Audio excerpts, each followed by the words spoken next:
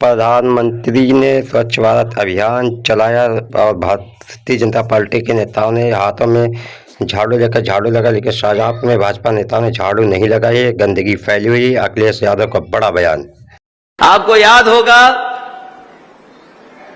देश के प्रधानमंत्री जी ने झाड़ू लगाया और उन्हें आह्वान किया कि स्वच्छ भारत अभियान में सब जुड़ जाओ और भारतीय जनता पार्टी के नेताओं को जहां कहीं भी झाड़ू मिला वो झाड़ू लगाने लगे। हर जगह झाड़ू लगाया, लेकिन पता नहीं भारतीय जनता पार्टी के यहां के नेताओं क्या हो गया, उन्होंने शाहजहांपुर में झाड़ू नहीं लगाया। अभी जब मैं तनवीर जिलाध्यक्ष के घर से बाहर निकला, मैंने ढेरों कूड़ा देखा, इतना कूड़ा देखा जिसकी आप और हम लोग कल्पना नहीं कर सकते। बताओ, शहर में हर जगह कूड़ा दिखाई दे रहा है कि नहीं दिखाई दे रहा? और कूड़े को खाते हुए जानवर देखेंगे नहीं देखे? और एक जानवर तो लखनऊ से जैसे ही निकले हम शाहजहांपुर तक, हमें वो जानवर डिवाइडर पे ही दिखाई दिए। ये जो साथी गांव-गांव से निकल करके आए होंगे, बताओ सड़क या सड़क के किनारे कहीं टकराते हुए दिखाई दिए कि नहीं दिखाई दिए? कोई डिवाइडर नहीं बचा है जहां पर वो जानवर ने दिखाई देते हो। पता नहीं भारतीय जनता पार्टी को सांडों से कौन सा प्रेम है। यही इनका स्वच्छ भारत है। सोचिए आप, अगर हम शाहजहांपुर को देख लें, ये वो मंत्री हैं जो मुख्यमंत्री को कभी कभी बोलने नहीं देते। पूरे खजाने का उन पे हिसाब किताब है। और इनका शहर देखो तो सड़कों में गड्ढे और कूड़ा, और बिजली कब आती होगी, कब चली जाती होगी, और जब बिजली का बिल आता होगा तो बताओ आपको करंट लगता है कि नहीं लगता है?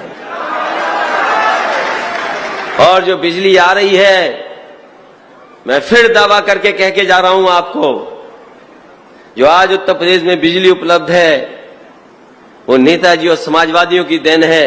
अगर नेताजी और समाजवादियों ने उत्तर प्रदेश में इतने बिजली के कारखाने नहीं लगाए होते तो शायद उत्तर प्रदेश में गरीब किसान को इतनी बिजली नहीं मिल पाती। जैसे ही शाहजहांपुर में घुसा, मैं इधर बहुत सालों के बाद में आया हूं, मैं जैसे ही शाहजहांपुर में घुसा हूं, मैंने देखा सबसे ऊंची चिमनी हमें दिखाई दे रही है। ऊंची ऊंची चिमनी दिखाई दी। यही रोजा पावर प्लांट, क्या ऊंची ऊंची चिमनी। बताओ किसकी देन है ये चिमनी? बताओ नेताजी की देन है कि नहीं है? सबसे ऊंची चिमनी।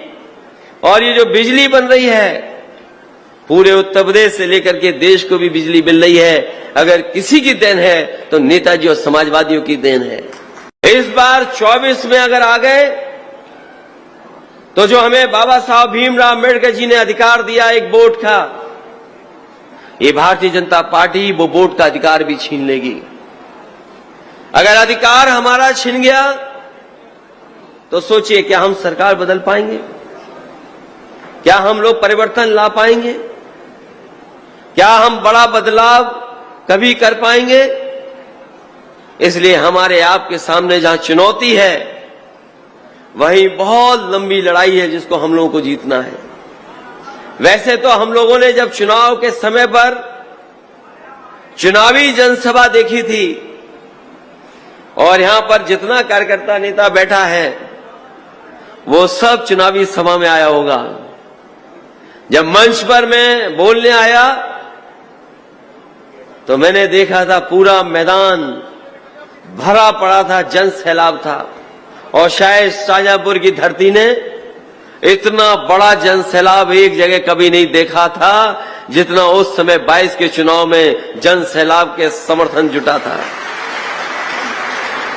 और उस समय लगा कि समाजवादी पार्टी का कोई मुकाबला नहीं कर पाएगा, सबकी सब सीटें समाजवादी पार्टी जीत जाएगी।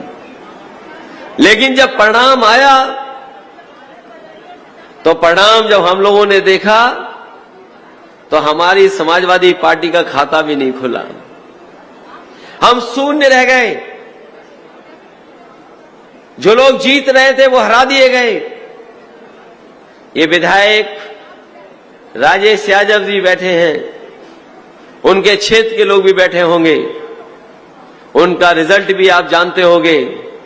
आपने तो जिता दिया, लेकिन बताओ प्रशासन और भारतीय जनता पार्टी ने हरा दिया कि नहीं हरा दिया?